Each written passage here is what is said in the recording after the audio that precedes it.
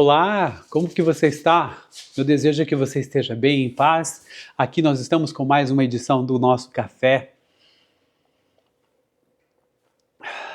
com Jesus, e hoje a bola da vez é Êxodo capítulo 2, leitura e reflexão. Bora lá? O nascimento de Moisés. Um homem da tribo de Levi casou-se com uma mulher da mesma tribo e ela engravidou e deu à luz um filho. Vendo que era bonito, ela o escondeu por 3 meses. Quando já não podia mais escondê-lo, pegou um cesto feito de junco e o vedou com piche e betume. Colocou nele o menino e deixou o cesto entre os juncos, à margem do Nilo. A irmã do menino ficou observando de longe para ver o que lhe aconteceria.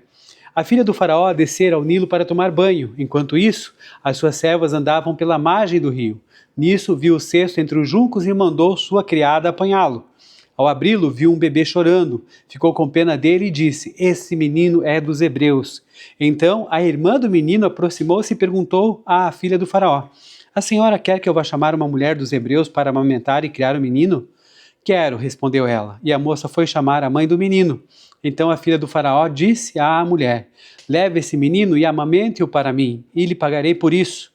A mulher levou o menino e o amamentou. Tendo o menino crescido, ela o levou à filha do faraó, que o adotou e lhe deu o nome de Moisés, dizendo: "Porque eu o tirei das águas." Moisés mata um egípcio e foge para Midian. Certo dia, sendo Moisés já adulto, foi ao lugar onde estavam seus irmãos hebreus e descobriu como era pesado o trabalho que realizavam. Viu também o egípcio espancar um dos hebreus.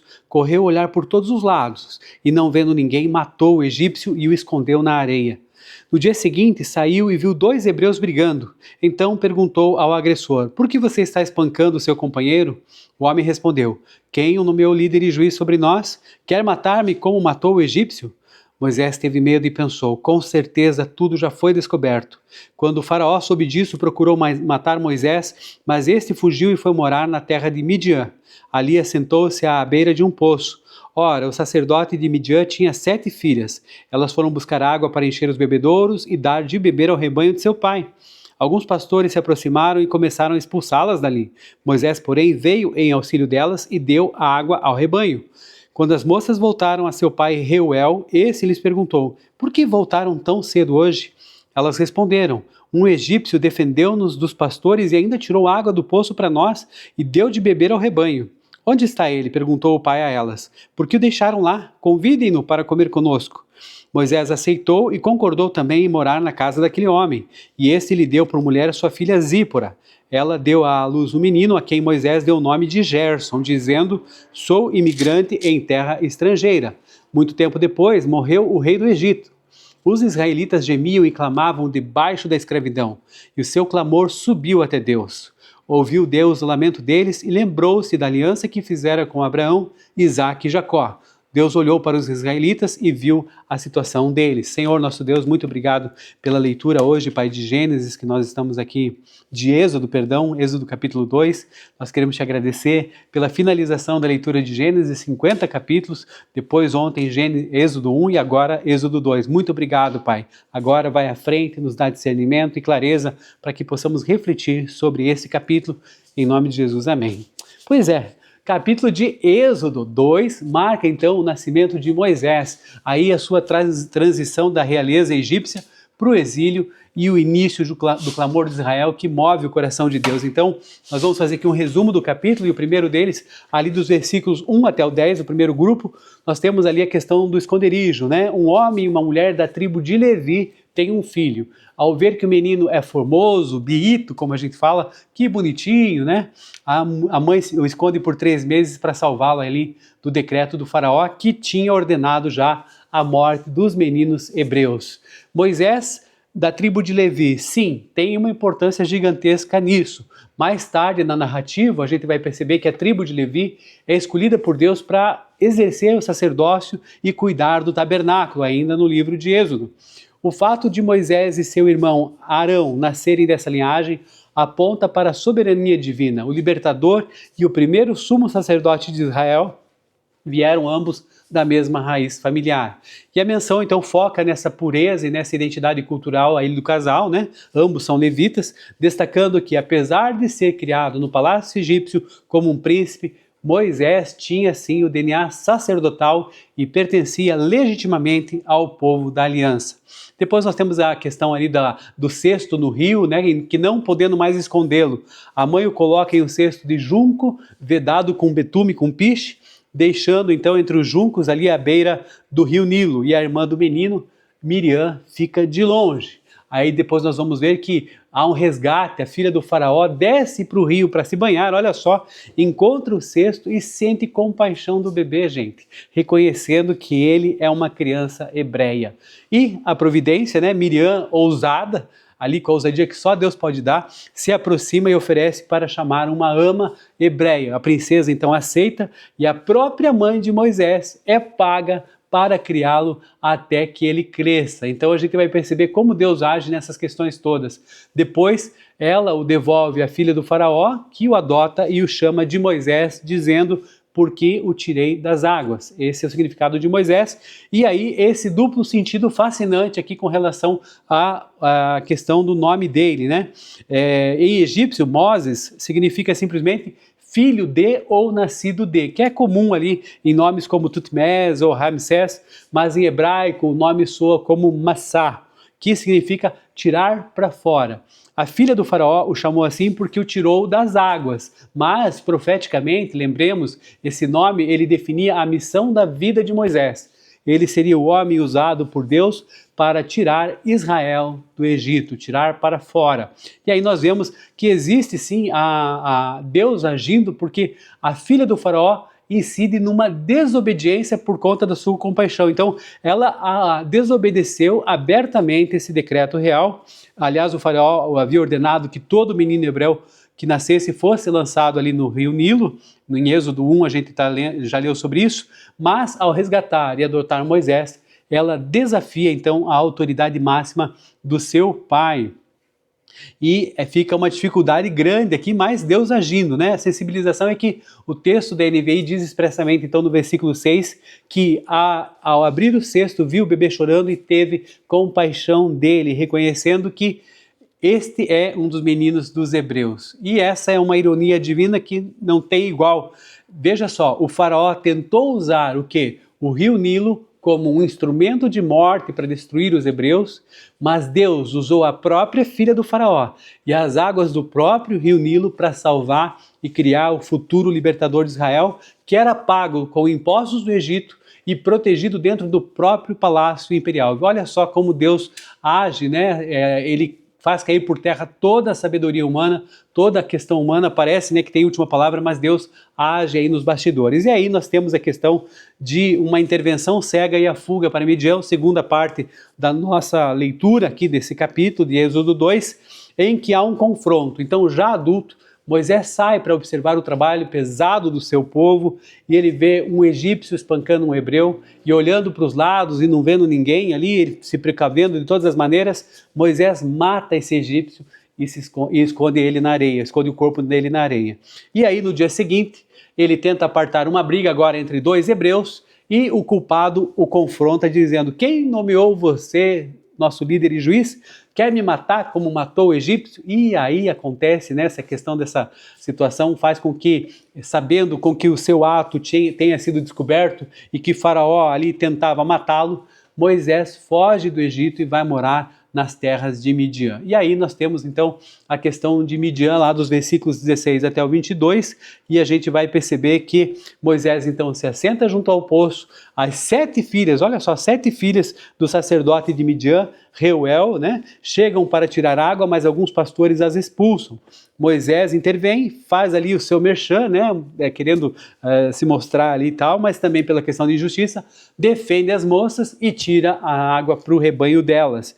E aí, ao saberem do ocorrido, então as filhas vão lá e contam para o pai. Reuel convida Moisés então para comer, e Moisés aceita morar ali, ficar ali, e recebe então Zípora, filha de Reuel, como por esposa. E temos aí também o nascimento de Gerson, que significa sou imigrante em terra estrangeira. Gente, por que Moisés foi para Midian? Vamos ver ali no versículo 15. Veja só, Era uma questão de sobrevivência e também de geografia. Vamos pensar aqui comigo.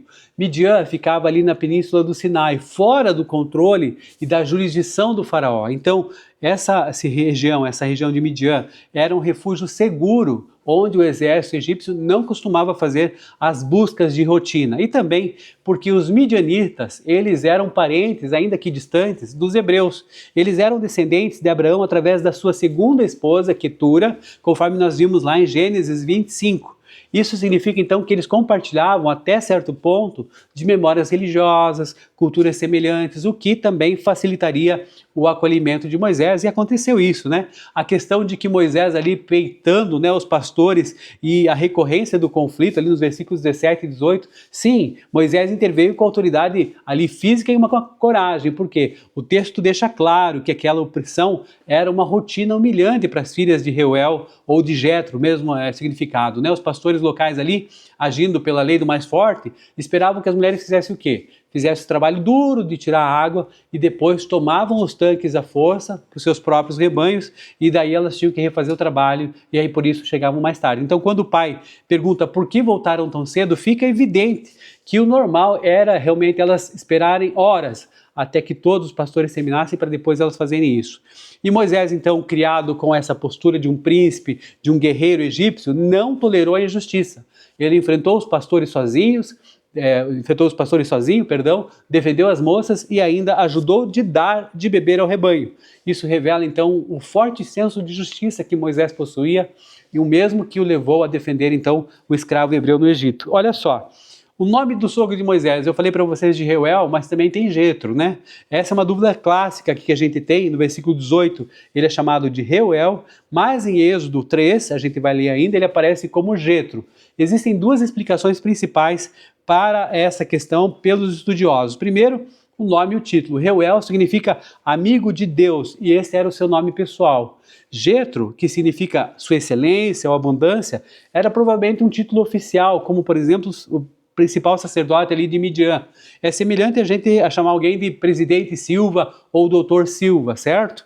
E também a questão de que no Antigo Oriente Médio era extremamente comum que líderes importantes tivessem mais de um nome, refletindo então suas mudanças de status, suas alianças familiares. Então, Reuel e Jetro são a mesma pessoa, o mesmo nome. Aí nós temos, caminhando já para o final, o clamor de Israel e a memória de Deus. Vamos ler ali a mudança, né, no Egito. Depois de muito tempo, o rei do Egito morre, mas os israelitas continuam gemendo sob a servidão e continuam clamando por socorro. O que acontece? Vamos lá? Uma resposta divina. O texto encerra então com 4 verbos marcantes que demonstram a fidelidade do Senhor. Primeiro, Deus ouviu o gemido deles. Depois, Deus lembrou-se da sua aliança com Isaac e Jacó. Depois, Deus viu a situação dos israelitas. E quarto, Deus atentou para a condição deles, quer dizer, conheceu a sua dor. E essa teologia, então, dos 4 verbos, esses versículos finais, eles são como um bálsamo para os nossos olhos, para os nossos ouvidos. Por quê? Porque Deus fala, né? Deus ouviu, Deus lembrou, Deus viu e Deus atentou. No hebraico, esse verbo, atentar, conhecer, implica uma intimidade profunda. Não significa que Deus havia esquecido deles e de repente, lembrei, puxa vida, na agenda que eu tinha notado, esqueci, como nós fazemos muitas vezes. Não, na linguagem bíblica, quando Deus se lembra, significa que Ele está prestes a agir em favor da sua aliança. O sofrimento do povo tinha sim uma data para acabar, porque as orações e os gemidos subiram ao trono. Olha só que interessante, né? Desse capítulo, o que a gente pode tirar aqui algumas coisas.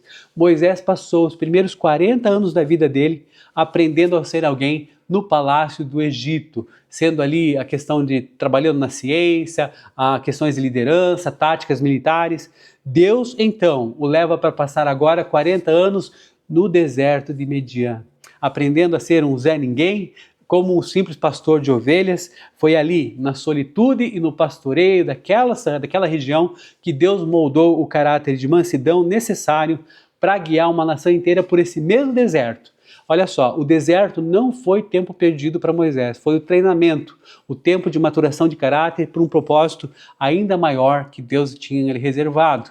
Então esse capítulo mostra que, mesmo no silêncio e no exílio de Moisés, Deus estava movendo a história nos bastidores para cumprir as promessas da aliança, preparando e ali no deserto, né, Moisés, e ouvindo atentamente o clamor do seu povo. Então, qual que é o nosso desafio pessoal para hoje, baseado em Êxodo 2? É que cada um de nós coloque diante de Deus a oração pelos próprios períodos do deserto e silêncio que a gente enfrenta. Assim como Moisés, ele passou de príncipe para um simples pastor em Midian, muitas vezes a gente se sente estagnado, esquecido, rejeitado, ou vivendo processos que a gente não compreende. Então, o que nós precisamos fazer é orar para que Deus cure a nossa ansiedade nesses momentos de espera e que molde o nosso caráter na solitude, transformando então aquilo que parece um exílio, né, em um tempo ali de tratamento, profundo preparo espiritual para as nossas vidas, para que os propósitos dele, que já desenhou, né, sejam aí concretizados. Então, outro desafio também que nós temos é que Deus desperte em cada um de nós a certeza absoluta de que Ele conhece a cada um de nós intimamente e não ignora a sua voz. Então, nesse sentido, que você se inspire ali nesse encerramento de capítulo e roguemos para que o Espírito fortaleça a nossa fé na fidelidade divina, sabendo que mesmo quando tudo parece imóvel, parado, sem dar seguimento, o Senhor faz aqueles 4 verbos lá: ouve, lembra, vê e atenta para a nossa condição. Então, que nós tenhamos a graça de descansar na aliança de Deus, com o coração convicto de que as nossas orações diárias e os nossos gemidos sinceros, eles estão diante, sim, do trono daquele que age no tempo perfeito. Espero que você tenha gostado da nossa reflexão hoje, aqui no nosso Café com Justiça, e até a próxima. Um abraço, valeu!